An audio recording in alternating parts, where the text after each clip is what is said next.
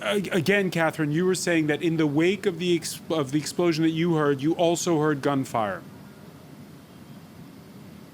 That's right. So the first explosion went off, a noticeably louder detonation than any of the gunfire, which you regularly hear in Kabul and especially around the airport. And then after that, gunfire, sustained gunfire.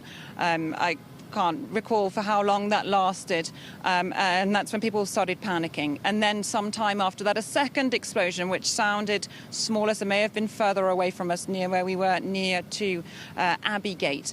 And again, just gunfire after that. Some of it sounded like people firing in the air, but right after the first explosion, it didn't sound like that. It sounded like gunfire, which wasn't people firing in the air to try and clear crowds. Again, that's very difficult. That's just my recollection on hearing those moments. And we're going to try and, couple our recollections with official confirmations and eyewitness accounts to build up an accurate picture of what's gone on. And that tension that you described among the Taliban fighters, the tension because of the movement of the crowd or because of the uncertainty?